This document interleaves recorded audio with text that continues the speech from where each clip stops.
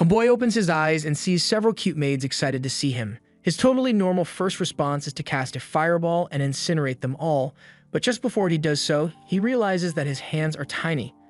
That brief moment of distraction throws his aim off, so he misses the maid and instead ends up blowing a hole through the castle walls instead. Fortunately, thanks to the fact that a fireworks show was going on, his blast did not cause a terror alert in the kingdom. The people are celebrating the birth of the new Prince Lloyd, while inside the castle, the maids are beginning to consider switching careers before they get turned to ash by this trigger-happy baby. Some time passes and we see that the maids decided to keep their jobs, but only after updating their life insurance policy. Right now, they are busy looking for the prince and can't find him anywhere, but moments after they leave, Prince Lloyd pops out from behind a pillar. He wants to get as far away from here so they don't find him, but as he was leaving, he ends up bumping into some officials. He asks them not to tell the maids he is here and they agree, but one asks if Lloyd would like to join them for some hunting to pass the time. Unfortunately, he is pretty busy right now, so he ignores the offer and just runs off to do his own thing. The official is disheartened that he was rejected by Lloyd again, but the other guy asks why he is even bothering to try making friends with the kid since he is too young to contest for the crown. Plus, he is only the 7th prince, so gaining his friendship won't be politically advantageous. To this, the first official has one thing to say. The kid could blow up a castle on the day he was born, and I don't think he needs another reason to stay on friendly terms with him. In fact, it wouldn't be a stretch to say that Lloyd may be the reincarnation of the father of sorcery, but that's only speculation. Back to Lloyd, he is indeed a reincarnation, although he was just a regular sorcerer in his past life. He doesn't know why he remembers his last life, why he is reborn as a prince here, or whose bright idea it was for him to wear this outfit. One thing he does know is that since he has the freedom to do so, he will live the same way he lived in his past life, and spend it all researching all kinds of wonderful magic. He is mesmerized by the castle's extensive library collection, and thinks it is even better than the one he had access to in his previous life. However, just before he could open a book and start reading, he gets it snatched away by a maid. Silpha has finally found him, so he can no longer skip the rest of his lessons as he pleases. Outside, Lloyd now has to go through sword practice with Silpha, and she is showing no mercy against this 8-year-old, but he's still holding his ground. Lloyd doesn't see a reason why he needs to go through with all this training since he is too far down the line to ever have a shot at the royal throne, but Silpha retorts that there is more to life than just trying to gain power in the family. It's only proper that since he is a member of the royal family, that he should be educated in all manners of subjects. She was put in charge of his education 3 years ago, so she's going to take her job very seriously and make sure he learns stuff. Lloyd doesn't like how insistently diligent Silpha is, but he knows she won't let him skip out on practice until he shows her some improvement. She tells him to get back into stance, and the two cross swords once more. However, this time, Lloyd is able to match Silpha's moves exactly. She is impressed by the amount of improvement he is exhibiting since she can see that he has gotten better, but Lloyd thinks to himself that he is actually using something called control-type magic to copy her moves exactly. In other words, he's cheating on his swordsmanship exam. However, even with him copying her movements, he's still only got the body of an 8-year-old, so she is stronger, taller, and has more reach than him as well. He's going to have to find a way to make up for the differences, since they put him at a huge disadvantage, so he comes up with a brilliant solution. He's going to cheat some more. He casts a spell to make his wooden sword grow longer, and another one to make him physically stronger, as well as one to make him levitate, so now he is able to fight on equal terms with Silpha. Eventually, when he sees an opening, he switches tactics and stops copying her technique in the middle of his attacks, so she is thrown off guard and he plans to take advantage of that to strike. However, she's still an extremely skilled swordswoman, so she was able to block his strike regardless. She confronts him about cheating just now, and Lloyd is scared that he got caught. She assumes he must have done it to make up for the difference in ability between the two of them. And honestly, she's pretty impressed by it.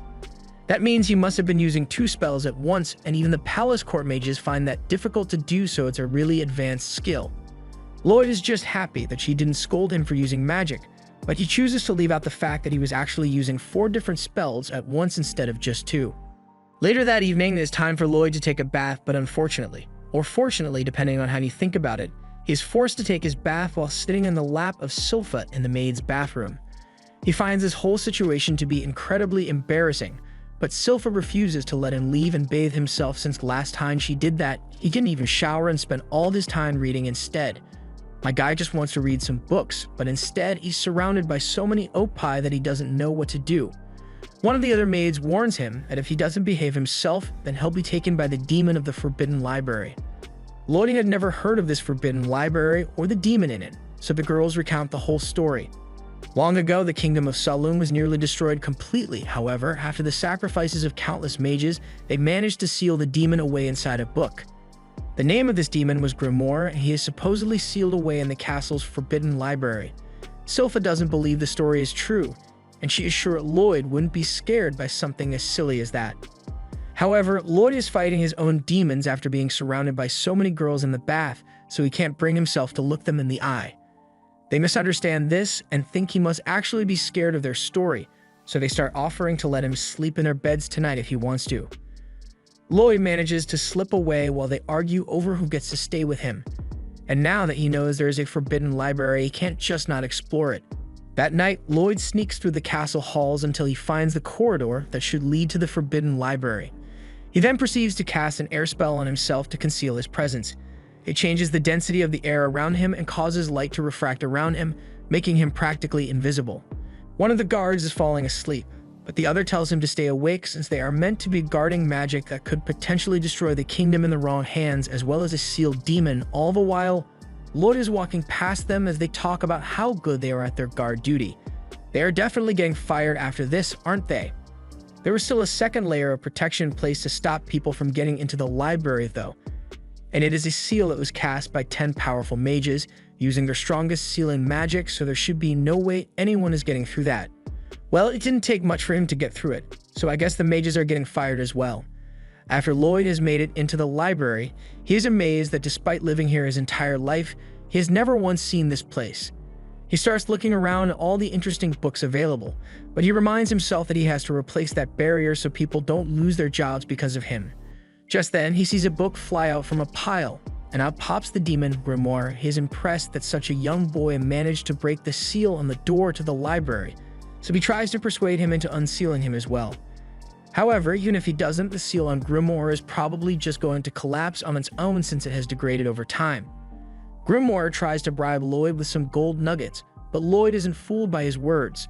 This gold is made from creation magic, and on top of that, Grimoire made this stuff really poorly. He also tells Grimoire that he'll be redoing that seal once he is done here. The kingdom has a lot of books he can read, so he can't let something like Grimoire possibly destroy it all. Grimoire tries convincing him by promising that he won't destroy the kingdom, but Lloyd isn't falling for it. As a last attempt, he says he'll teach Lloyd some ancient magic if he releases him, and Lloyd is immediately ready to throw the entire kingdom under the bus if it means he can learn more magic. He asks if Grimoire will really teach him some ancient magic, and realizing he's got the kid hooked, Grimoire tells him that he definitely will. He also tries buttering him up by saying he must be really talented with sorcery. This brings back some painful memories from Lloyd's past life, where he was discarded for his lack of magical talent, but that's changed since he now has the body of a member of the royal family. He creates a magic key and uses it to destroy the book that was holding Grimoire, and once he is free, he can't believe Lloyd actually destroyed the seal just like that. Lloyd is still excited to get his ancient magic lesson from Grimoire, so he asks for the lesson to begin. Grimoire takes a look at him and proceeds to chuck a ball of purple fire at him, calling it Lesson 1. He believes that must have killed Lloyd, so he's about to get out of here and go destroy the world or something. But then Lloyd pops out from the smoke, completely unharmed. Grimoire can believe that Lloyd is still alive after taking a direct hit from his spell, and Lloyd is praising it for being so unique. He would love to see some more, and Grimoire just can't accept that Lloyd survived, so he starts firing off many more spells at him. However, not a single one manages to break through the barrier around Lloyd, so Grimoire is confused how his barrier could be so powerful. Lloyd is watching in amazement as he analyzes the spell, but even though he knows it could possibly kill him, he wants to see what it feels like to take the attack with his body. Lloyd opens up a hole in the barrier and takes a bit of the purple fire in, much to the shock of Grimoire. It burns his finger really badly, but he seems to enjoy it regardless. And this is the moment we find out that Lloyd is seriously messed up in the head. He tells Grimoire to show him something else, and not wanting to lose to a child, Grimoire pulls out his trump card and grows his second spell so he can dual cast his magic. And although this would have annihilated anyone who wasn't the main character, Grimoire is getting worse matchups than Jogo did. Once Grimoire sees that Lloyd has effortlessly canceled out his most powerful spell, he gets the message that he cannot handle this kid in a fight, so he tries to get away from him as fast as possible. However, just as he was about to leave, he crashed into the barrier Lloyd had set up around them ahead of time. The castle is right above the library, so he didn't want them finding out he was down here. Grimoire asks if Lloyd thought he was going to try and run away, but that's not it. A long time ago, he made a mistake that raised everyone's life insurance, so he likes to be extra careful when he's using magic. He also put barriers up around all the books so that they wouldn't get burned up. But just when Grimoire was about to try throwing another magic spell, Lloyd stops him and says that he has seen enough of that one already. Now he wants to see what kind of defensive magic Grimoire can use, so he uses one of his own attack spells. It's safe to say that Grimoire is not going to enjoy this, and after the blast has ended, we see him laying on the floor as a defeated demon. Lloyd comes up to him and asks why he didn't use a barrier to defend himself, but nothing Grimoire could do would have saved him from that attack. Afterwards, Lloyd uses some magic to return the room back to normal, and Grimoire has been thoroughly tamed from his experience with Lloyd. He tells Lloyd that he is an amazing mage, but Lloyd thinks he is the one who is amazing since it turns out that demons can't be killed by magic, although it still hurts a lot. Lloyd is interested to find out just how much punishment Grimoire can take since he is supposedly immune to magical damage, but Grimoire doesn't want to agree to that, so he pledges his undying loyalty to Lloyd on the condition that he doesn't torture him. Lloyd agrees to take him on as a familiar, but torture will still be involved. Only slightly though. He tells Grimoire to transform so he doesn't scare people with the way he looks, so he turns into this chibi-looking goat and plans to butter him up so he can take control of his body. However, when Grim tries to do so, he ends up staring into the bottomless pit that is Lloyd's mana reserves. This made it clear to him that nothing he tries against this kid will work, so he is better off just being obedient and not causing trouble. With all that settled, Lloyd heads off to enjoy reading in the Forbidden Library as much as he wants. While still enjoying his reading session, Lloyd receives a visitor in the library which Grim alerts him to. He doesn't think much of it and just tells Grim to hide since he doesn't want anyone seeing him. But once the man speaks to him, Lloyd perks up because it turns out that it's his big brother Albert. Lloyd accompanies Albert for his daily training, so he, as well as a couple servants, all stand around as he gets ready to fire a spell at some targets. Albert casts a little flame spell so he can fire at the target, and while it's just a little one, size isn't all that matters. He uses his spell to strike the target dead center, so everyone gives him a round of applause. Grim asks Lloyd if Albert is really the second prince of the kingdom of Salome, and Lloyd confirms as much. While he is no main character, he is decently capable physically, as well as being pretty smart, so it's not strange that people consider him a good candidate to succeed the throne. With the authority he possesses, he is allowed access to various facilities within the castle to keep his skills sharp, and sometimes he invites Lloyd to join in. It's one of the few occasions where Lloyd is permitted to cast attack spells within the castle, so he never passes up the opportunity. However, he wants nothing to do with the succession of the throne, so he can't be doing anything too fancy lest he gets dragged into the battle. Lloyd fires all his shots and barely grazes the target each and every time, which makes the brown-nosing noble look down on him for not being able to hit the targets. However, Albert won't be so easily fooled by Lloyd's facade of incompetence. He tells Lloyd that he wants to take a little break, so he is giving him free rein to do whatever he wants on the shooting range while he is gone. Lloyd is excited to get the whole shooting range to himself for once since there are a bunch of new magic spells he would love to try, like the double incantation thing Grim did when he was fighting Lloyd. Grim pauses for a moment and tells Lloyd that it's impossible for him to pull that truck off since it's something that only demons can do because they can grow a second mouth. Lloyd realizes he is right, so he comes up with a solution to the problem. He's just got to absorb Grim into his body and grow an extra mouth on his hand, no big deal. Grim is obviously shocked by the series of events that caused him to end up as a 10-year-old boy's hand, but he's just going to accept that Lloyd is crazy enough to try anything once.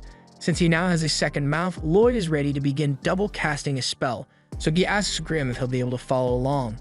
Grim is confident in his spellcasting abilities, so he says he's ready to begin at any time, and they begin casting their spells in sync.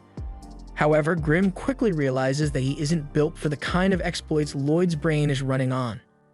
He asks what the hell Lloyd was just doing, but Lloyd is confused since he was just doing some basic spell stacking. Spell stacking is the process of abbreviating an incantation by adding in several other incantations to shorten the cast time. However, what Lloyd was doing was layering hundreds of spells on top of each other at once when normal spell stacking is done with 2 or 3 spells max. Grimm didn't sign up for this, so he backs out of the double casting agreement, and since he doesn't want to do it, Lloyd just decides to handle it himself. He takes over Grimm's mouth and is now able to speak out of both his own and Grimm's, so he begins the double casting again. Grimm doesn't like the idea of having his mouth used against his will, but it's not like he has much of a choice since Lloyd has already begun casting his spell. Lloyd is combining different spells like he's the Honored One, and even though he knows damn well that what he's about to do isn't safe, he's got to try this spell out on something. He gets ready to fire it off and simultaneously raise the insurance premiums on the entire castle. The blast is seen all the way over in town, but back with Albert and the Brown Nosers, they begin asking him why he chooses to give Lloyd so much attention when they don't think he is talented enough to warrant such treatment. Albert tells them that they must be blind to have not noticed the way Lloyd was shooting at the targets. Grazing a target once could be a mistake, but doing the exact same thing 10 times in a row, that is a choice. He knows Lloyd is a prodigy and may one day grow up to be a grand sage, so paying attention to him is not wasted effort and could even be of great benefit to him at some point in the future. Although at his core, Albert just wants to get along with his little brother, which is why he let him have the range to himself so he can practice for real. The Brown Nosers still don't think Lloyd could accomplish much at his age, but as he looks outside, he starts wondering why it's nighttime in the middle of the day. Over at the shooting range, Lloyd has just blown up the sky. That's just something he can do now. But it would cause serious problems for him if the sky just permanently had a hole in it because of him, so he starts freaking out and trying to get it to go back to normal. Thankfully, the sky goes back to normal after a moment, so Lloyd thinks everything should be fine. However, by the next day, conspiracy theories have already been made regarding the mysterious hole that appeared in the sky the day before. Lloyd is more intrigued by the other article in the newspaper, so he checks it out, and it talks about an A-ranked adventurer party that managed to clear a really difficult dungeon and gather treasure, including a bunch of magical items. As soon as he saw that, Lloyd decided that it was time for him to head into the dungeon without thinking twice, but Grimm had to pull him back because it's obviously a terrible idea for Lloyd to just disappear from the castle randomly and head off to a dungeon. People are going to go crazy looking for him, but Lloyd has a plan to take care of that as well. He just needs to make them think he is still here, so he pulls out an acorn and casts a plant spell to make a replica of himself from it. Once the spell is complete, a perfect copy of Lloyd's body is formed down to the smallest details, and thanks to the different materials used, it feels the exact same way as regular skin and bone, plus Lloyd can make it move the same way he normally would. Grimm thinks a copy like this might actually allow Lloyd to leave the castle unnoticed, but Lloyd says otherwise, since if this worked perfectly, he would have been using the spell already.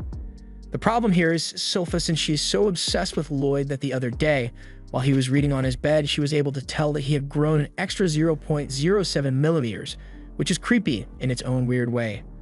Lloyd is sure that he won't be able to fool her with a brain-dead copy like this, but he's got another plan for that, which is where Grimm comes into play. Lloyd slips out of the castle undetected, so as he is flying away, he calls back to Grimm to get a report on how things are going in the castle. Grimm answers, saying he can hear Lloyd loud and clear, as well as get good visuals through one eye, and as far as standing in as Lloyd's replacement, Grimm is pretty sure he is doing alright. At least the regular maids can't seem to tell the difference yet, but he can't get over the fact that Lloyd didn't even hesitate to rip Grimm's soul from his body and put it inside the wooden copy. Then he took Grimm's body and reabsorbed it into his body so they could maintain communication. Since everything seems to be going well, Lloyd tells Grimm to keep pretending to be him but to keep an eye out for Sylpha and avoid her at all costs. Grimm takes some time to admire the craftsmanship of Lloyd because this body is pretty much the same as the real thing, even complete with a mana-circulation system. Just then, he realizes that with Lloyd out of the castle, he is free to cause as much mayhem as he wants, but he forgets that he is still on speaker. Lloyd ignores the obviously evil laugh he just heard and tells Grimm that he appreciates the help and is counting on him to keep suspicion down. Grimm is touched by the fact that Lloyd actually trusts him, so tears begin to stream down both of his faces. Lloyd asks if there's something wrong, but Grimm just tells him not to worry about it and to just come back as soon as he is done. However, Lloyd realizes that although he went through all this trouble to get out of the castle without getting noticed, he doesn't actually know where any dungeons are. As he tries to figure out what to do from here, he looks down and notices a girl being chased by a group of orcs, but he decides to watch to see what happens rather than intervening. The girl was running really fast, but don't mistake her running away for weakness because in a split second, The girl takes a deep breath and turns around before drop-kicking one orc in the stomach so hard that she has to dig herself out of its guts. She then launches herself in the direction of another 2 orcs, which are killed as soon as her kicks connect with their faces. Finally, one more orc tries to get her from behind, but she performs a technique which instantly turns the last one into an assortment of monster parts flying in the sky. She stands victorious over the orc corpses in the most glorious of camera angles, and Grimm recognizes that she must be a martial artist, and Lloyd is intrigued to see what she can do since he knows about foreign countries that use energy called chi to fight. Now that she is done with the orcs, the girl addresses the person hiding over on the mountain because she noticed that she was being watched. Since he has been spotted, Lloyd wants to head down to talk to her so he can ask her about chi, but Grimm stops him and points out that it would be really bad if she saw him since he would easily be recognized as the 7th prince. Lloyd realizes Grimm is right, so he just chooses not to come out, but that plan backfires because the girl takes the silence to mean whoever is watching her is an enemy. She then proceeds to run up the mountain, so Lloyd is panicking since he doesn't want her to find out his true identity. As she lands on top of the mountain, she finds Lloyd, who has transformed himself into an older version of himself. He introduces himself as a rookie adventurer named Robert, and the girl is completely starstruck. Lloyd had used illusion magic to change his appearance, but transformation spells are all limited to people whom you have seen before, so in order to hide his identity, he used double casting to combine an illusion of himself with one of Robert, thereby creating a new person which probably still looks like someone from the royal family, but it's the best he could do. The girl introduces herself as Tao and says she's a B-ranked adventurer, so Lloyd and Grimm assume she doesn't suspect anything. The reason Tao suspects nothing is because her brain turned to must after seeing Lloyd. In her 18 years of life, she has never had a boyfriend before, so she left the dojo hoping to meet someone. However, it turns out that most guys don't actually want their head crushed between her thick thighs, so she's been out of luck in the dating market. However, since fate has brought her a hot guy, she will make sure he becomes her boyfriend. Robert tries to get away by saying he wants to go clear a dungeon, but Tao immediately offers to join him, so the two head there together. In the dungeon, Tao is killing monsters left and right, all to impress Robert with how strong her thighs are, but he is more interested in the random rocks on the ground than he is in her. They continue through the dungeon, and Robert asks why she chooses to adventure alone, so she answers that she hasn't been able to find any good party members due to the lack of candidates in the hot guy category, but Robert fits her criteria perfectly. They sit down to share a meal, so Robert takes the opportunity to ask Tao about the chi she had used earlier. She is surprised he knows about it since people in this country generally have no idea about anything other than magic. Robert knows it is greatly dependent on the way you breathe, and Tao adds that chi training is entirely based on breathing techniques. It allows you to circulate the chi in your body and reach physical heights that normally wouldn't be possible. Lloyd begins trying to copy what he had seen Tao do earlier, and after just a few moments of practicing, he is able to feel the chi circulating in his body, although he nearly blows up his lungs because his body isn't used to the force. Tao can't believe he was able to copy the technique just by seeing her use it a couple of times, but she warns him that it's really dangerous to attempt this kind of thing if your body hasn't been trained to handle it. However, she has no idea how little Robert cares for his well-being as long as he can learn something interesting from the experiment. Since he seems really set on learning about chi, she offers to teach him a thing or two since they are together anyway. But once Robert thanks her, her heart skips a beat, so she tries to calm down by instructing Robert to keep the chi breathing up constantly. And the whole time, Grimm is just watching things play out, knowing Tao is getting catfished by a 10-year-old. Grimm enjoys his time by living the relaxed life Lloyd refuses to indulge in, but things take a worrying turn once Silpher shows up. Back to the dungeon, Tao has just used a chi blast to defeat the dungeon boss, and now that that's done, the treasure chest precariously placed in the center of the open room unlocks. Robert is intrigued by the mechanism the chest uses to detect whether the wolf has been defeated or not, and Tao is growing even more infatuated with him by the minute, especially since she sees that he is strong enough to learn chi breathing on his first try, so if she keeps the relationship going, there's no way her grandpa can reject him as her future husband. Robert calls her back over so they can open the chest together, but once it is opened, a slash is aimed right at Tao, which Robert notices in time to drag her out of the way. The slash was caused by the dungeon's hidden boss, the Lich, and Robert is excited to see what it can do. Tao is terrified of the Lich, but when Robert asks about the monster, she acts as if everything is fine and tells him he should leave the dungeon without her. He protests, saying he wanted to stay and watch the battle, but without saying another word, Tao gets close to him and hits him with a strike that blows him out of the boss room. It makes no sense for a lich to be hidden in a low-level dungeon like this, since they are so powerful that even A-rank adventurers have trouble dealing with them. She may not be able to win, but she at least wishes to buy enough time for Robert to escape. Meanwhile, Robert is currently flying back through the tunnel after Teo's strike, but he is disappointed since he had a lot more he wanted to learn about Qi from her. He creates a magic barrier to stop him from flying back, but even if Tao wanted him to leave so badly, she could have at least given him a map or something because Robert is completely lost. He tries contacting Grimm, but he gets radio silence from him, aside from a message begging him to get home soon because he is in trouble.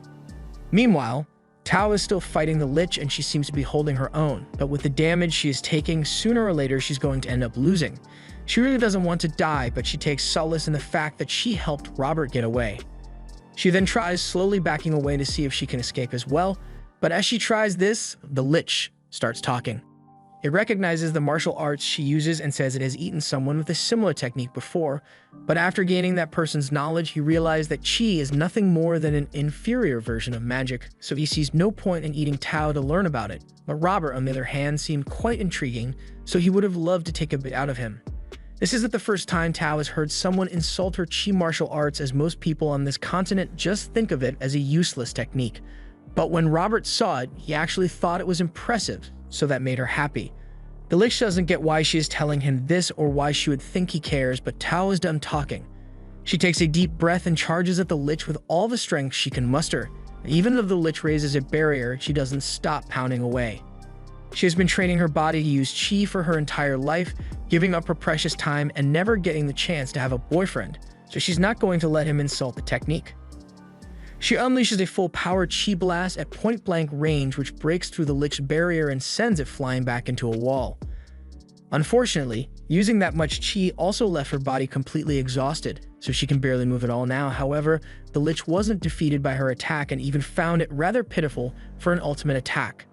All the Qi she could gather in her body is ultimately inferior to even a single finger's worth of his own magic, so he tells her that she's gonna die now.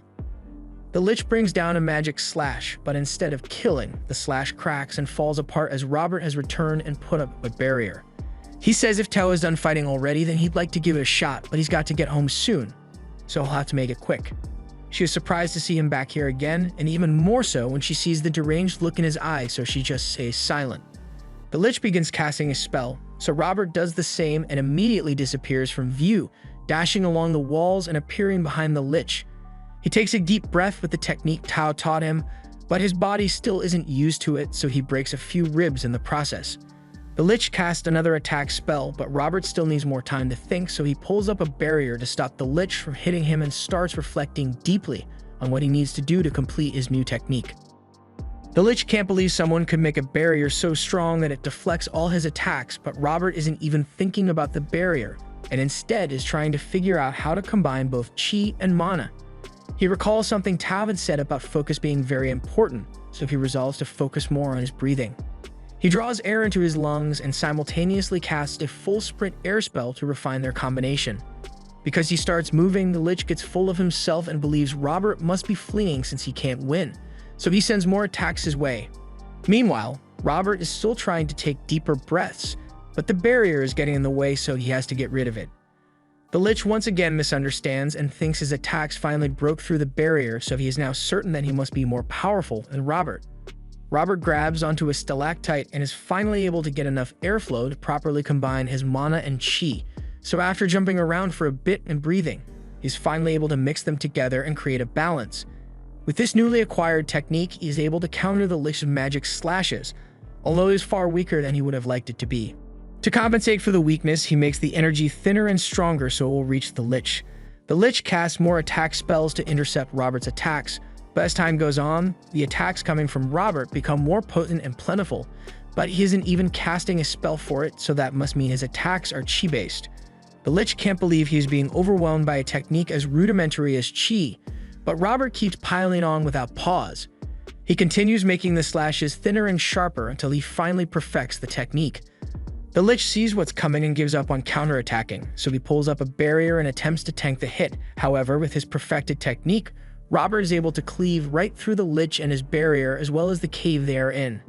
After that, Tao is even more in love with him than before, so as they prepare to leave, they check the chest to see what they went through all this trouble for and find nothing but a rusty old dagger.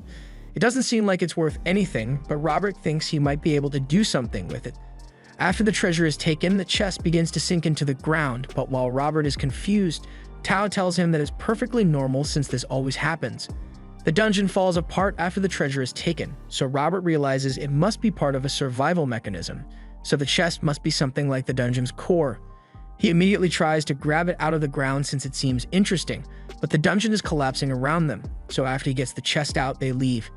Outside, Tao says she is surprised that Robert used chi to fight at the end instead of magic since he is a mage, so she was wondering if he wanted to prove that chi is a viable technique. But that's not it. He just thought it would be fun to try it out. Just then, he remembers that he needs to get home soon since Grimm is in trouble, so he gets ready to fly away. Before he leaves, Tao reflects on what happened and knows Robert was able to figure out a technique called Chi Blade on his own in such a short amount of time, so she has to become better so she can keep his attention and hopefully get him to be her boyfriend. Robert agrees to this sentiment, but as he is flying off, Tao realizes she never got to ask him for his contact info, so she'll probably never see him again. Robert undoes the illusion spell to go back to being Lloyd, and after a short cross-country flight, he is returned to the castle and starts looking for Grimm to make sure he's alright. But he is totally not alright. After Sylvia caught him, he was forced to do sword training, but since he only uses magic, his sword skills are incredibly lacking, so Sylvia thought Lloyd was getting soft and made the training even harder on him. Later, after Grimm has psychologically recovered, Lloyd shows him the knife he got from the dungeon and Grimm can't believe he had to endure Sylvia's beating because of a stupid knife. Lloyd apologizes again but tells him that the knife may actually be pretty valuable since it's special. He dips it in a bit of hot water and starts scraping away at it until he literally peels the magic off it. As he suspected, the knife has been treated with magical essence, the same stuff that is used as a catalyst for enchantment, which involves writing magic formulas onto a weapon to strengthen them. In the case of the knife, the enchantment placed on it was one called Boost Power. After peeling off all the enchantment stickers, he places them in a beaker and shakes them vigorously to get rid of all the old enchantments. Lloyd would like to research enchantments, but since this is all the mana essence that was used on the knife, and the mana essence is really hard to come by, he doesn't have many opportunities to learn by trial and error. If an enchantment he tries fails, then both the mana essence and weapon will go to waste, which is why he has a better idea in mind. Instead of just using the mana essence here, he'll analyze it using magic so he can make his own. He uses a purification spell which breaks down objects into their base elements, so with it, he is able to find out that the mana essence is made of oil, silver, and something called hematite. But even if he knows that hematite is pretty hard to come by as well since it is made from crushing monster cores, but that shouldn't be a problem for Lloyd since he happened to snag the core of the dungeon so he can make hematite from that. Now all they need is oil, silver, and a bunch of weapons to test out enchantments on. Lloyd goes to meet his father and asks him for some spending money, so the king just pulls out a bag of silver coins to give him since he loves his son. Although he finds it strange that Lloyd wanted silver instead of gold coins, but he doesn't question it. He wonders how Lloyd is going to use his allowance, and we see exactly how he plans to use it as he starts melting knockdown with Grimm. Later, Lloyd is fighting with Sylvia again and uses some new tricks to try and get an edge on her, but even after using full sprint, she is still able to keep up with his movements. He takes it a step further and uses magic to make the ground uneven so he can get the drop on her. But once he goes in for a strike, he finds that Sylvia has disappeared, but he is unaware that she is simply hiding inside the dirt construct he made, so he gets obliterated. Sylvia won the battle, but she still gave Lloyd the oil he wanted even though the agreement was that he needed to be able to land a hit on her to get it. She says it is fine since she is just relieved that his poor performance last time they fought was just a fluke. Lloyd is grateful and promises to show her what he makes once he is done, but Sylvia assumes he's cooking something. After returning to his experiment room, Lloyd and Grimm add the oil to the rest of the ingredients, allowing them to make the mana essence. Now, all they need is a bunch of weapons to test the enchantment out on, so Lloyd goes to Albert to ask for his assistance in acquiring some.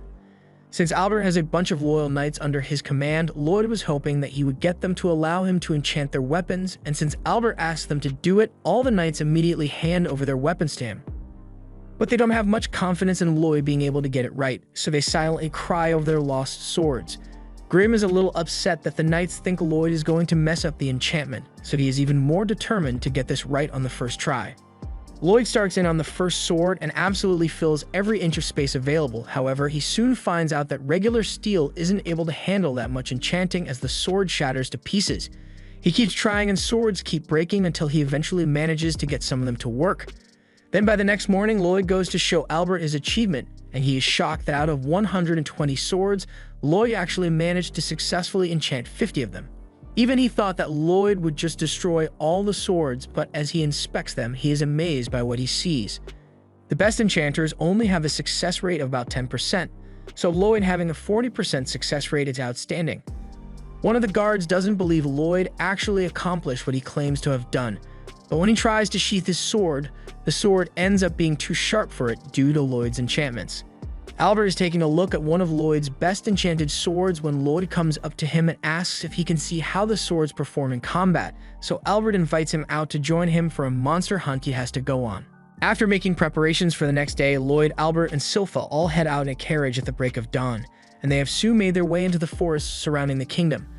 Lloyd asks if the monsters are close by yet, but Silpha has to inform him that it's going to take a little longer since they need to make it to the lake first. Silpha turns to Albert and thanks him for allowing her to accompany Lloyd on this expedition, but he saw no reason why she shouldn't be allowed to join. Plus, he knows how much she loves Lloyd, so he wouldn't want to keep her away from him. Silpha may have inappropriate feelings for Lloyd, but she won't admit that at least until he turns 18. Albert continues teasing her a little more, but when Silpha draws her sword, he realizes he may have crossed a line and stops talking. However, the sword draw was not because of his teasing, but rather because they got some uninvited guests to deal with. These are kobolds which have armed themselves with steel weapons, so the knights get into formation and prepare to defend Lloyd and Albert with everything they have. Lloyd has to act like he's scared to not draw attention to himself, but the truth is that he already knew the kobolds were coming long before they arrived. During his time with Tau, she had taught him an application of chi that allows him to sense his surroundings at all times as long as he keeps his breathing going, which is pretty handy for exploration. The knights are about to begin fighting, so Lloyd pays close attention as one of the knights slashes a kobold. The knight, the kobold, and the horse were not prepared for what happened next because the kobold is split in half like a stick of butter. It makes no sense to them how their weapons are able to cut through the kobolds so cleanly when they are wearing steel armor, but it's all due to the success of Lloyd's enchantments. The swords are now so sharp that even these trained knights are scared to handle them. Albert has nothing but praise for Lloyd and his amazing enchanting skills, so he gives him a lot of head pats. Silpha also praises Lloyd's enchanting skills, although her weapon wasn't enchanted to begin with, but it doesn't look like that stopped her from decimating kobolds anyway. Just then, a kobold goes straight for Lloyd, which he is aware of, but before it gets too close and forces him to act, the kobold is kicked away by a familiar face, Tau. She sensed a hot guy in the area, so she came rushing over, but Lloyd is shocked beyond belief because he was certain that he would never see her again. Tau turns her attention to Lloyd, and she can tell that he is using chi breathing to sense his surroundings, but since she doesn't know he's the same person as Robert, she has no idea where he could have learned it from. But now that she thinks about it, Lloyd looks a lot like Robert too. However, while she was examining his face, she sensed a kobold trying to sneak up behind her. Before she knew it, Silpha had already stepped in to kill the kobold, and she is not happy about this unknown girl getting so close to her future husband. Tau tells her that she could have handled that kobold on her own, and the two obviously aren't going to get along, but to prevent any conflict, Albert acts as a mediator and invites Tau to join them as they head to the lake. Later, as everyone is setting up camp for the night, Albert thanks Tau for her assistance with the kobold attack and introduces himself as the second prince of Salum. Tau hadn't realized he was royalty, so she apologizes for her rude behavior earlier, but more importantly, she thinks Robert is hot. However, despite him being hot, he's not the same guy as Robert, even though he looks similar to him as well. Albert asks if he looks like the person she is looking for, but if anything, she would say Lloyd looks more like Robert in general. With that said, Lloyd is currently avoiding Tau, so she doesn't figure out he is Robert. Using the spatial detection chi technique ended up almost blowing his cover, but now that Tau knows Lloyd can use it, it would be strange if he suddenly stopped using it altogether. To avoid getting his little dungeon expedition secret revealed, Lloyd decides that he will just hide out in his tent for a while. But as he enters, he is immediately assaulted with a face full of melons. Lloyd isn't flustered by this since he has seen her like this hundreds of times at this point, but he asks what she thinks she is doing right now. Silpha apologizes and says that she just wanted to change her clothes since she got some blood stains on them, but that still doesn't explain why she is doing that here though. She thinks it's only natural to change clothes in Lloyd's tent because she's going to be sleeping here with him, but Lloyd doesn't like the sound of that. Silpha tries to justify it by saying the other guards are all posted around Albert's tent to keep him safe, so she needs to protect Lloyd as well, but Lloyd still maintains that he's going to be fine on his own. Silpha still refuses to take no for an answer and grabs hold of Lloyd with her legs, and she refuses to let him go because Tao is around and Silpha will not risk having Lloyd stolen away from her by the caked-up martial arts girl. Speaking of which, Tao walks into the tent because she could have sworn she sensed Robert using chi, but she sees Silpha suffocating Lloyd. Silpha gets angry that Tao interrupted her time with Lloyd, but Tao calls her a pervert. The two are about to begin fighting with all the knights placing bets on who will win. And in all the chaos, Lloyd walks away with his innocence having been shattered. He walks over at Albert, who compliments him on having girls fight over him already, but Lloyd doesn't see the humor in all this. Albert is serious when he says that Silpha has changed a lot since she started looking after him, but Albert has some words of warning and tells him to be careful about the minds of relationships he has with women like her. Meanwhile, Tao and Silpha have just realized that all the knights are eagerly spectating their fight, as well as Silpha's exposed thighs, so they put their differences aside and go out of their way to beat all of them up. Silpha finally puts on some clothes, and Tao explains that she was tasked with fixing up an old shrine at the top of the hill, which is why she's in the area. But if that's the case, then Silpha tells her to hurry up and get her job done so she can leave Lloyd alone. Tao doesn't appreciate being told how to do her job, but Albert interjects and says it would be dangerous to head all the way up to the mountain right now, and her chi spatial sense is really useful for detecting threats, so he would like her to stay with the group until morning. However, as Tao senses an imminent threat, she doesn't think they'll need a scout anymore because they found the monster they were looking for. The beer wolf charges at the group, so the knights get into formation to defend against it, while Lloyd just gets behind Silpha since he doesn't want to finish the fight too quickly. The bear wolf seems to be awfully fast considering its size, but while Lloyd finds it pretty interesting, Grim is more intrigued by the old shrine up on the mountain. As the fight with the wolf progresses, Tao saves one of the knights with a chi blast, but it seems like it will take more than that to take down the wolf, so Albert steps up to the plate. He pulls out the enchanted sword Lloyd had made, and with it, he casts a fire spell that obliterates the wolf in one hit. All the knights praise their prince for being so powerful, but that spell normally wouldn't be as powerful as it was just now. It was boosted by the enchantments Lloyd had applied to the spellbound sword, so Albert thanked him for making it easy to defeat the wolf. Lloyd is glad that his enchantments are well appreciated, but Grim gets his attention to let him know that they have more pressing matters at hand. That shrine up on the hill that Tao is meant to fix has a demon sealed within it, and the seal seems to be worn down. Suddenly, the bear wolf that Albert had just defeated stands up once more with a dark aura surrounding it, and many more monsters appear around it as well.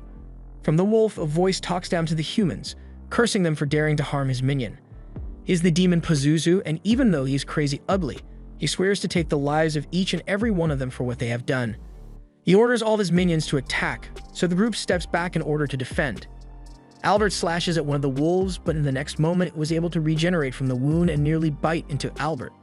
Luckily, Tao steps in to save him at the last moment, but the situation isn't looking good since the wolves are all able to regenerate from any damage they take, no matter how severe. Everyone is fighting for their lives while Silpha just stands and watches because she doesn't care what happens as long as Lloyd remains safe. Lloyd hides behind a barrel to ask Grim if he knows Pazuzu, since they both happen to be demons, but Grim has never met him before. But despite that, he is able to tell that Pazuzu is controlling the monsters by transmuting his magic. It's kind of like making magic puppet strings that allow you to control someone else, and on top of that, he is able to supply mana through the strings to regenerate any damage the wolves take in an instant. Unless Pazuzu himself is taken down, then this fight is never going to end. However, Lloyd stopped listening after he found out that there's something called mana transmutation, so he wants Grim to teach him how to do it. Grim doesn't think now is such a good time for that since the others are fighting for their lives out there, but Lloyd cares way more about learning than if his friends and family die, so he insists on Grim teaching him immediately. Meanwhile, Pazuzu is laughing his butt off since he is having such an easy time attacking these humans. But once Pazuzu insults Lloyd because he thinks he is a coward, all gloves are off with Silpha. She tells Lloyd that she's going to have to leave him alone for a little bit, and Lloyd is so engrossed in his transmutation lesson that he doesn't care what she does. Silpha steps up to Pazuzu and proceeds to call him an assault on all her senses with his ugly face and stanky breath. And since Lloyd is nearby, she can't allow him to pollute the environment any longer with his presence, so she'll kill him now. Pazuzu finds her threats funny because he sees no way she can win with just a sword. The wolves are under his control and will heal indefinitely as long as he supplies them with mana, and demons almost never run out of mana, so he can do this all day. However, Silpha's only response to that is that he should please stop talking because his breath is doing more damage to her nose than any attack ever could.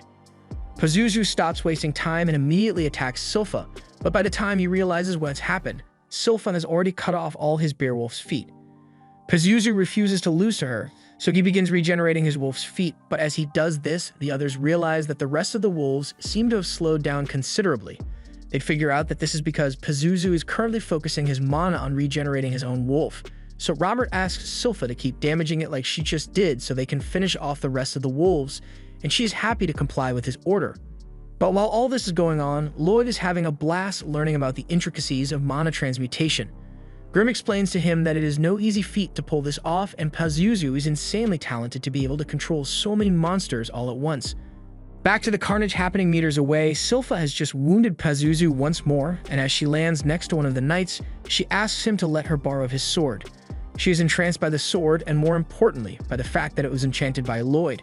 But since he sees her attachment to Lloyd, Pazuzu starts talking about how he plans to dissect Lloyd and study his organs to find out what she thinks is so special about him. This makes Silpha unbelievably mad, and Pazuzu takes the opportunity to pounce from behind and eat her whole. However, that does not mean he defeated her, as from inside the mouth, she uses her swords to carve the wolf up with her dual blade technique. She then slashes its head off as it returns to the ground. However, she wasn't satisfied with just that, so she uses another dual blade technique to rip him out of the body of the wolf and carve him up on the ground for maximum suffering. Everyone is amazed after witnessing what Silpha can do when she gets serious, but Lloyd already knew she was strong, so it doesn't surprise him. Pazuzu dared to threaten Lloyd in her presence, which is an unforgivable sin in her eyes, so she draws her sword to his neck and prepares to finish him off once and for all. However, Pazuzu still had one trick up his sleeve and unleashes his foul breath upon the land. On the other side of the battlefield, Tao and Albert have just finished off the last of the monsters that were attacking them, but Albert says they can't celebrate yet because the monsters will simply regenerate eventually unless they defeat Pazuzu, so they need to go and assist Silpha in finishing him off. But just then, Pazuzu's vile breath reaches them, and everyone except Tao is instantly brought to their knees. Even Silpha succumbs to nostril violation as she falls to the floor, so Pazuzu takes the opportunity to regenerate his body and complains that he spent a lot of time making all his puppets, but they were all slashed up in an instant, so he's going to make sure to get his revenge for that and swats Silpha across the lake. Albert wants to go help her, but he can't muster any strength in his body at all. And Pazuzu explains that the weakness they are all experiencing right now is due to the effects of his miasma of domination. However, as Pazuzu attempts to finish Silpha off, his attack gets parried by Tao, who is ready to defend Silpha despite not liking her. She asks Silpha if she is able to stand, and Silpha doesn't want to look like she's weak, so she's perfectly fine, but she doesn't look fine at all. With the last of her strength, Silpha tells Tao to run to Lloyd and protect him, but then she loses consciousness shortly after. Pazuzu praises Silpha for being able to hold out for so long even after being exposed to the largest amount of his miasma. Even the monsters only lasted about 30 seconds before they were completely under his control, but with that being said, he dashes behind Tao and says he wonders why she isn't under his control yet. Tao reacts and tries to kick him, but Pazuzu dodges and grabs her leg before knocking the wind out of her with a punch to the back. He has figured out that she must be using a special breathing technique that is allowing her to withstand the effects of the miasma, but after that punch, her breathing has been disrupted, so she'll succumb to the miasma soon at this rate. Pazuzu mockingly tells her that she could have escaped by herself since she was still able to move, but she chose to stay behind, so that must mean one thing. She wants to become his special minion. That creepy tongue movement he was doing weirded Tao out so much that she found the strength to punch him straight in the mouth and break free. She then puts everything she has into one final attack and blasts Pazuzu into the water. But as she lands on the ground, she realizes she acted too rashly as she shouldn't have used such a big move so recklessly. She tries to steady her breathing in case Pazuzu counterattacks, but she is suddenly attacked from behind by one of the wolves. The monsters that have been slain have had enough time to regenerate themselves, so she is drastically outnumbered now. Tao is pinned between the jaws of one of the wolves, and Pazuzu is taking some time to try to convince Tao to become his minion because everyone else is already knocked out, but he's still standing. So it is obvious that he's the hottest person by default. Immediately after saying this, he hits Tao with the full power blast of his mind-controlled breath, so you believe she should no longer have the presence of mind to deny his advances. However, through all that stink, All she came to realize is that she wasn't wrong after all when she sensed Robert's energy, because she is feeling it again, and she is sure he will kill Pazuzu, so she would rather die than become his minion. Pazuzu gives up on trying to convert her and just has the wolf eat the body so he can forget about Tao, because now he's moving on to Silpha, who he still has a grudge against for slashing up his minions earlier. He thinks it would be best to turn her into one of his minions, although it would probably take a long time due to her high mental fortitude. And while all the others have been decimated and possibly killed, Lloyd has just been splashing away in the river without a care in the world. Pazuzu goes on to gloat about how he will soak Silpha in his domination miasma until he replaced the person most precious to her in all her memories, and that way he'll have control over her for the rest of her life. Lloyd chimes in and asks if that's how he took control of the wolves, and Pazuzu, entranced by his own ego, gloats some more about how he killed the cubs' parents and then used his miasma to make them think that he was their parent all along, making them obedient to only him. Then after the brain lag finally wears off, Pazuzu realizes that there's still a human left standing, which shouldn't be possible, but Lloyd doesn't seem to be affected by it in the slightest. Pazuzu asks what kind of trick Lloyd must be using to survive in the miasma, but in all honesty, Lloyd has no idea how he's managing to do it either. Pazuzu feels insulted that Lloyd would just waltz in and ignore the effects of the miasma, but then he notices Grim, and he has a field day, calling him out as a failure of a demon for serving a human. Not to mention that chibi form, which is a disgrace to everything demons stand for. Grim was initially going to give Pazuzu some advice and tell him to back off because he can't defeat Lloyd, but now that he has shattered Grim's pride, Grim just wants to see him get wrecked. Pazuzu doesn't know what Grim is talking about, so he just sends a bunch of his minions out to kill him and Lloyd. However, Lloyd just smiles because he believes this is a perfect opportunity to test out the mana transmutation he had learned. Grim warns him that there are a lot of monsters here, so if he wants to get them all, he's going to have to use a decent chunk of mana, but Lloyd tells him he doesn't have to worry because he'll be careful not to go overboard. He has always had trouble adjusting the output of his mana to not instantly kill the target, but he manages to find the right balance and creates a flower field that reminds the wolves of their parents. In doing so, he also takes away Pazuzu's control over them, so they all obey Lloyd now. He takes a moment to look for the wolf that ate Tao, and once he finds it, he orders it to vomit her up right now, which it does, and she's still in one piece, but she's unconscious, slimy, and disrobed. Pazuzu realized that Lloyd must be some amazing sorcerer to have been able to convert that much of his mana into a flower field in an instant and take control of his minions, but he still thinks he can win control back, so he spits his breath at them and orders for them to return. And they are definitely returning, but I don't think it's in the way Pazuzu was hoping for. The monsters now remember the horrible treatment Pazuzu has subjected them to, as well as the fact that he killed their parents, so they all attack in unison. Lloyd is impressed with the teamwork the wolves are displaying, but Pazuzu is simply too strong for them, so he ends up beating up the dogs for betraying him. After he has taken care of the wolves, Pazuzu tells Lloyd that while he may have lost his minions, now that he doesn't have to supply them with mana, he is at full power, and even if he is a really good sorcerer, magic spells are ineffective against demons. Lloyd asks Grim whether what Pazuzu says is true about demons being immune to magic, but Grim can't exactly confirm it since all he knows is that no demon has ever been killed by magic before. Hearing this, Lloyd's curiosity is piqued since he now wants to find out if demons are truly invincible in the face of magic or if they are just really difficult to kill. And if it is the latter, then he wants to figure out what exactly it would take to kill Pazuzu. Lloyd unleashes the full extent of his mana, and in an instant, Pazuzu realizes he is a dead meat. Lloyd's mana is so dense that it might as well be unlimited void, and you wouldn't want to be anywhere near him when he gets like this. Lloyd says he is glad because he finally has a chance to test out a new spell, and since Pazuzu is a demon, then Lloyd doesn't need to worry about killing him because he has no human rights. Lloyd casts a barrier, but Pazuzu dodges it, and he immediately realizes that Lloyd isn't trying to fight him right now. He's trying to use his barriers to trap Pazuzu so he can run his experiments on him, and he isn't going to stick around to find out what kind of experiments those are going to be, so he starts trying to escape.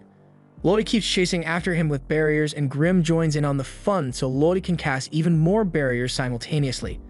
Pazuzu is scared out of his mind because of how fast Lloyd is casting the barriers, but he is still able to stay a step ahead and dodge them until he ends up getting caught in a mega barrier. It's over for Pazuzu now, but he can't accept that he has been caught like a lab rat, so he calls Lloyd a psychopath for wanting to perform experiments on him. But this confuses Lloyd, since while he may indeed be a psychopath, Pazuzu himself said magic attacks don't work on him, and besides, Lloyd can tell that Pazuzu performed experiments on those wolves he took control of, so it's a bit hypocritical of him to call Lloyd out for wanting to perform experiments of his own. Pazuzu suddenly wants to talking things out with Lloyd, but it's too late for him as Lloyd has already begun chanting the spell that will lead to his demise.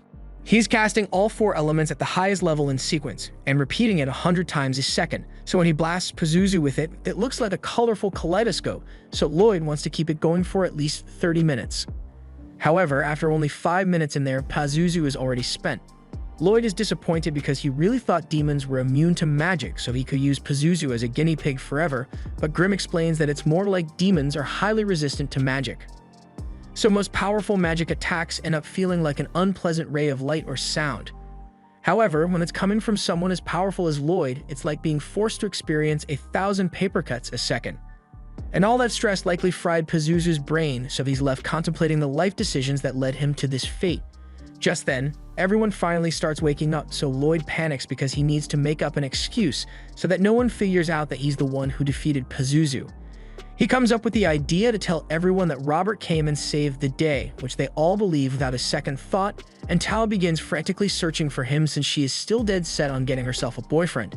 Since the mission was a success, Albert and Lloyd return to the castle, where the king formally thanks Albert since on paper, he managed to perform his monster extermination duties as well as kill a demon while he was there, but the king still scolds him for taking such a risk and going out there with so few guards. But that aside, the king wants to give his thanks to the adventurers who helped him, so he asks where Tao and Robert are.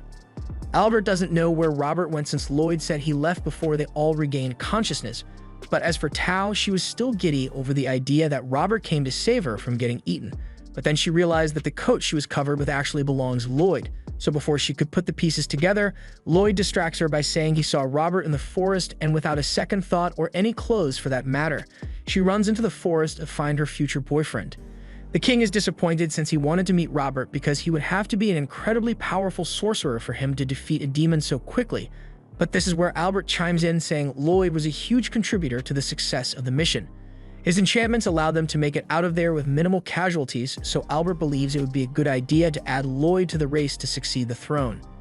The king isn't against the idea, but he doesn't understand why Albert would advocate for an additional rival in throne succession. Albert doesn't care if he ends up becoming king or not. What he wants is for the most capable person to have the throne, so he believes Lloyd should get his chance as well. However, when the king asks Lloyd if he wants to be added to the list of throne successors, the only thing Lloyd has to say is, "Nah, I'm good." Later, Lloyd is out playing in the courtyard with his new pet, one of the bear wolves.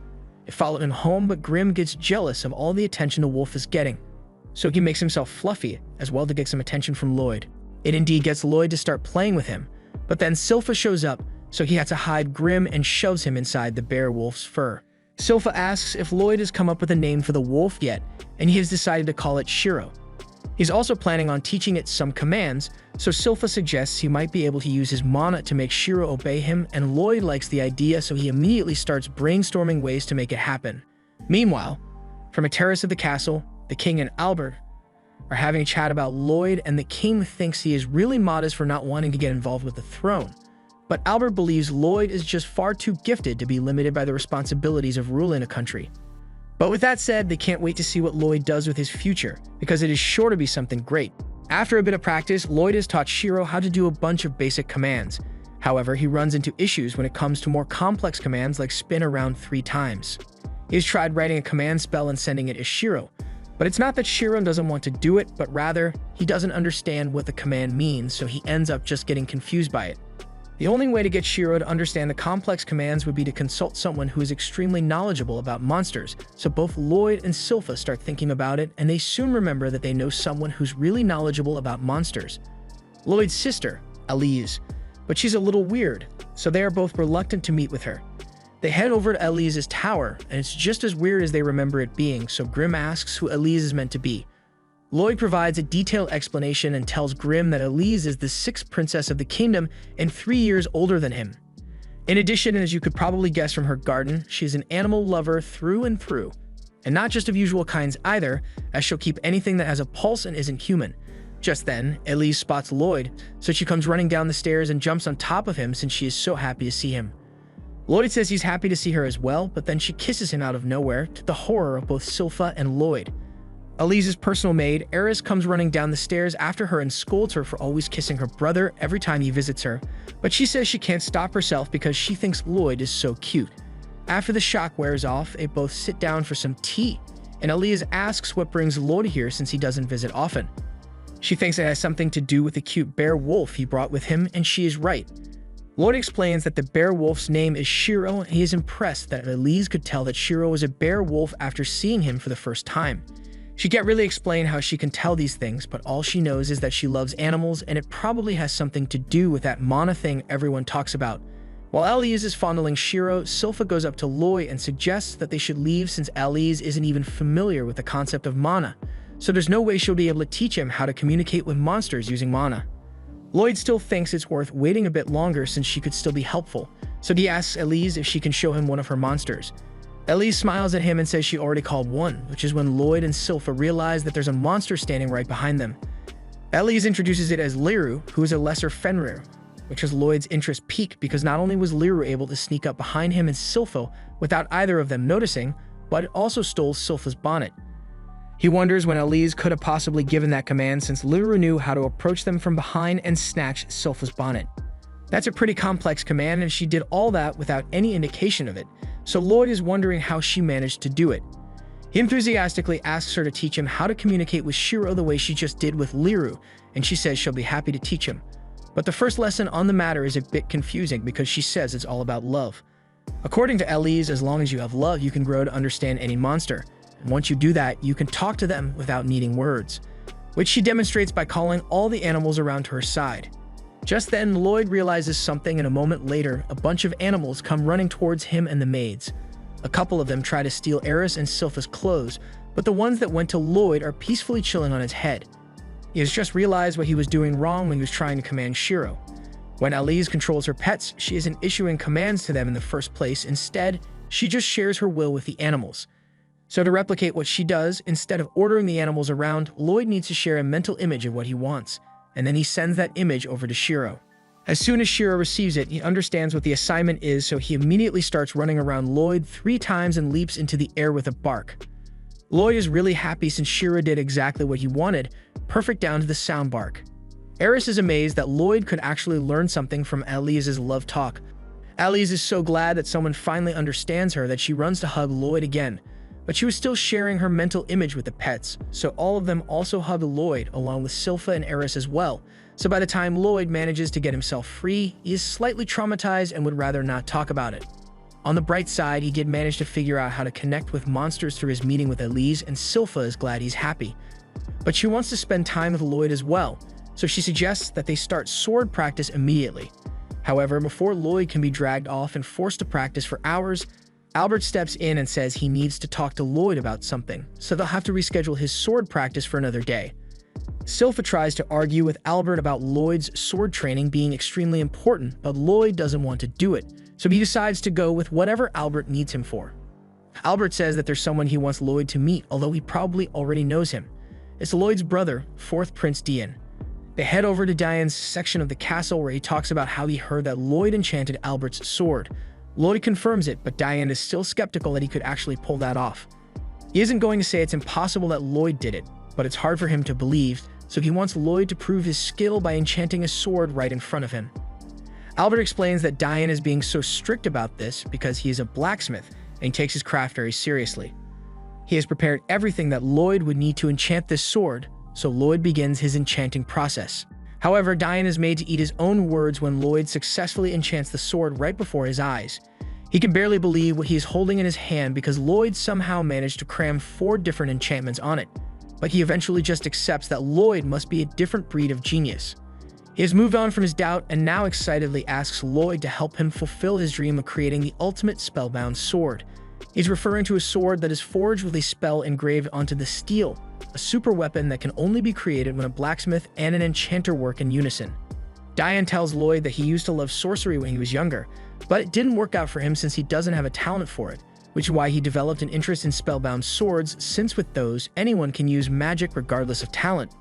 His dream is to one day make it so that everyone in the kingdom of Salim can use magic through the use of spellbound swords, whether they have talent or not.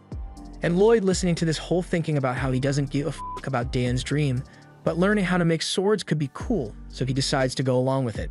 After changing into a new outfit, Lloyd asks Diane what spell he wants to engrave onto the steel, and Diane doesn't have anything particular in mind, but he just wants it to be a fire spell. In that case, Lloyd suggests the Pyrolence spell since it's a good and powerful fire spell, but Diane doesn't think it will be possible to get it to work with a sword since the spell has 14 parts to it, but a spellbound sword is only able to hold 5 parts at most. But if that's the issue, then Lloyd says he'll just compress the spell into 2 parts. Diane can't believe Lloyd can do that, but he does it, and the pair move on to the next step of the production process, applying it to the metal. However, as Lloyd places the enchantment on the metal, the bar crumbles to pieces in an instant. Lloyd doesn't know what could have gone wrong, but he assumes that the spell may just have been too heavy for the steel to contain, so he asks Diane to try again with him. While Lloyd is drawing up some more enchantments, Diane notices Silpha staring at him from outside, and it's clear she wants to be included in Lloyd's project as well, so Diane invites her to join, but as they go for many more attempts, every single time they try to apply the enchantment, it shatters instantly. Lloyd apologizes for not being able to get it right and wasting so much of Diane's mana essence, but he really can't figure out what he is doing wrong here since he toned down the spell's strength to the point that it's just a basic fireball. Grim is surprised to see Lloyd having so much trouble with something since he always seems to learn things so quickly, but then he notices something off about the mana essence that Diane has. Meanwhile, Diane is being very supportive of Lloyd and doesn't blame him for not getting it right away, so he tells him that he doesn't have to worry since they can try as many times as needed, especially since he managed to get a ton of mana essence on sale at the dollar store. Hearing that, Lloyd realizes what's going on here, so he takes 1 glass of the mana essence and casts Purify on it, revealing that there's barely any hematite in there. The stuff Diane bought seems to be sufficient for things like regular enchantments, but something like a spellbound sword would probably require a higher concentration of hematite to pull off. Unfortunately, hematite is made of monster cores, and Diane doesn't have any just laying around, so Lloyd thinks he may have to sneak out of the castle again to go dungeon exploring, but then Silpha suggests the exact same thing. Lloyd is shocked since he knows there is a general belief that a young prince shouldn't head into a dungeon for no reason, but after the previous encounter with Pazuzu, Albert talked with the king about letting Lloyd try more new things in order to expand his horizons a bit, so since they have permission, she suggests they head to the guild to get things started. Lloyd and Silpha arrive at the guild a while later, and they are welcomed by the receptionist, Katarina, who gives them the required registration forms, and Lloyd is a little hesitant to fill it out since he is so young. But Silpha tells him it is alright to put the truth down. After he's done filling out the form, he's meant to touch the mana measuring orb, but Lloyd knows how these things work, and with his current mana, he is sure it would probably explode if he touched it, and that would draw too much attention. So he puts a lot of extra effort into suppressing his mana until it's down to almost nothing. Once he is done, he touches the orb, and although it doesn't explode, it still gives him a magic rating of A, which he finds weird since his mana should be at 1% of what it usually is. Even if the measurements say his magic is A since he has a 0 in all other stats, his overall rating is E, so a couple of nosy adventurers behind him start making fun of him. The receptionist is able to recognize talent though, so she compares Lloyd's potential to that of the legendary Silver Blade adventurer. The guys in the back are offended that someone would compare Lloyd to the Silver Blade because she was a phenomenon that tore through countless dungeons until she just disappeared one day. Meanwhile, the Silver Blade that is standing right in front of them asks to take on a dungeon quest with Lloyd. Unfortunately, Katarina tells her that an adventurer of at least B rank needs to be present for the quest to be approved, so Silpha says she'll just re-register with the guild since she was A rank back in the day. However, that won't work either since re-registering comes with a 2 rank demotion, so she still doesn't meet the requirements for the quest. Fortunately, there's someone here who can help them out, and it's Tao. Silpha asks why Tao is here since she was supposed to be looking for Robert, but she can't find him at all. And she searched through so many dungeons that she ended up becoming A rank, so she has accepted that she'll never see Robert again, which is why she wants Lloyd to introduce her to Albert instead and maybe set up a tea date. Since they now meet the requirements for the quest, they all head to a random dungeon where they'd breeze through and find the core in no time. Meanwhile, back at the castle, Albert goes to check in with Diane to see how the spellbound swords are coming along, and he's really optimistic about it, but they'll need to wait until Lloyd gets back with a core for the hematite. Unfortunately, Albert doesn't have a few days to wait since it looks like a war could be looming, and those swords would have been really useful. But he tells Diane that he doesn't need to worry about it since it's not his job to fight, but Diane still wants to be able to help, and it looks like he's going to get his chance since Lloyd has returned with the dungeon core, and they are able to use it to make the enchanted steel. And eventually, the spellbound sword has been created, but it's a little more powerful than Lloyd intended, so he plans to tone it down in the next models. After a long day's work, Lloyd settles down for the night, but before he can get any sleep, he notices that there's something in the garden, or rather someone. Now that he has noticed the person, Lloyd flies down to the courtyard to greet the stealthy intruder, and upon realizing that they have been discovered, the intruder immediately tries to escape. However, Lloyd had already put up a barrier around them, so there was no way they were getting away from him now.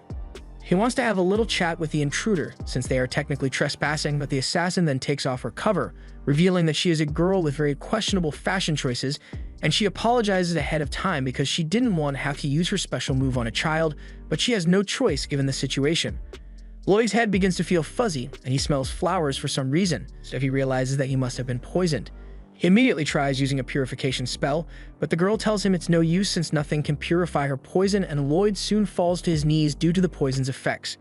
Despite being poisoned and on the verge of death, Lloyd is still calmly thinking about how Purify is able to neutralize all known poison. So if it isn't working right now, then this must be an unknown toxin, which also means the girl is transmuting the nature of her poison with her mana. There are certain people who are born with types of mana, and those with particularly threatening attributes are typically known as the Blighted.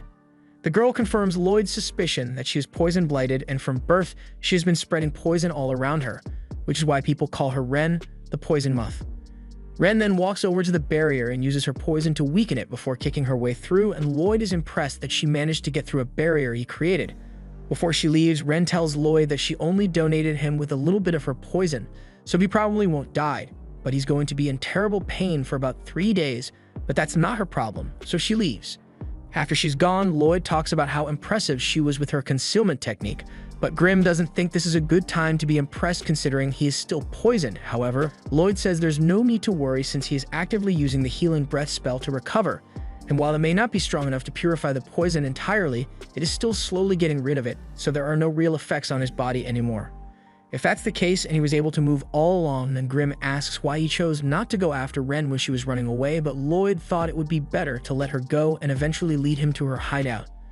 Lloyd had heard something about the Assassin's Guild from Silpha, and she mentioned how there are 6 members who all have high bounties on their heads, and what's most important to Lloyd is the fact that they all have innate special abilities, and he can't wait to learn about them. He uses his mana to track Ren down and sees that she is currently running through the city, but Grimm wonders how Lloyd is able to find her at all when she is basically undetectable. Lloyd explains that Ren probably hides herself by ripping a hole in space to cancel out all graces of her presence, but once you realize that, you just have to look for the spots where you can't sense anything. Lloyd takes Grimm to go after Ren. Meanwhile, in the Assassin's Guild, Ren is informing the other members of what happened in the castle, but one guy can't understand why she didn't try to kill him after he discovered her. Ren didn't want to kill a kid for no reason, and besides, she managed to get all the information she needed about the castle mass-producing spellbound swords, so they know there may be signs of war approaching. The guy cuts Ren off and tells her that she needs to stop trying to act like their leader, Jade, because she's long gone now. Ren refuses to accept it because she still believes Jade will return one day, but their argument gets interrupted by another member who tells them to knock it off because they have bigger issues to deal with as they are currently being watched. Lloyd realizes that he has been found out, so he undoes his concealment spell and slowly floats to the ground. The assassins are surprised to see that the 7th prince is the one who is spying on them. There are rumors saying he tries to act unimpressive, but he is actually really powerful and ambitious. But whatever the case may be, now that he has seen the Assassin's Guild hideout, they can't just let him leave. Hearing that they plan to attack him, Lloyd drops his barrier, but that seems like the worst thing he could possibly do in this situation, but Lloyd has a very good reason for doing so. He wants them to hit him with everything they've got, and he's going to take it head-on so that he can experience all their unique mana traits. He traces Teo's fighting style so that he has a way to defend himself and tells them all to come at him. The first-time attack is the green-haired guy who dashes in front of Lloyd and attempts to kick him, but gets blocked. He then dashes away again and this time tries several handstand kicks, but Lloyd is able to block it again thanks to Teo's ironclad defensive technique. By now, Lloyd has noticed that the guy seems to be incredibly flexible, so the guy introduces himself as Babylon the Warp Blighted. He is way more flexible than anything a person could manage even if they use sorcery, so Lloyd is intrigued, but he lets his guard down for too long and gets snuck up on by Crow, the Cursed Blighted, and after he tells Lloyd to sink, he feels a heavy force pushing him to the ground. Meanwhile, the big guy named Galilei tries to attack him, so Lloyd uses a physical enhancement spell in order to overcome the pressure holding him to the ground, and in doing so, he also avoids getting hit by Galilei. But as he lands on his shoulders, he finds that he is completely stuck because Galilei's special ability is to create sticky stuff all over his body. Lloyd is struggling to escape the webbing, so he decides to just ditch his clothes to get free, and it works, although he now has no pants on. While he's still in the air, he is thinking about everything he has learned, from Crow's cursed speech to Galilee's webs, but there's still one more person he hasn't seen yet, and she's finally stepping in as she strikes Lloyd with a strengthened cloth. She finds Lloyd cute, especially with how he's just running around with half his clothes missing. So she wants to teach him a little about fear and shame. Emphasis on the fear part because she stabs herself in the leg and Lloyd's leg receives the exact same wound. Her name is Talia, and she's the pain-blighted, meaning all injuries that are inflicted upon her are shared with her target. Despite having his leg impaled, Lloyd couldn't be happier with all the new stuff he is learning. Talia tries to slash him again, but Lloyd jumps back and gets away, so she regroups with the rest of the team, and they all prepare to attack him again. Talia looks to Lloyd and asks him if he has learnt a little bit about fear yet, but right now fear is the last thing that would go through Lloyd's mind, as he is simply ecstatic. He heals the stab wound in his leg, and Talia is surprised that he could cast a healing spell that works so fast. Lloyd then gets up and begins boosting the strength of the cloth in his hands until they form two swords, and with weapons in hand, he traces Silpha's fighting style. Galilee is starting to panic a little since the fighting stance Lloyd is using looks a lot like the adventurer who traumatized him years ago, and as Lloyd charges forward, they all experience terror like never before, so they immediately try to flee. As Babylon is trying to escape while wondering how Lloyd could have learned both martial arts and sword skills, Lloyd appears behind him and knocks him back down. He wants to see how Babylon handles taking damage, so leaps off the roof to slam him to the ground, and it looks like Babylon just relaxes his body at the moment of impact, make himself more rubbery.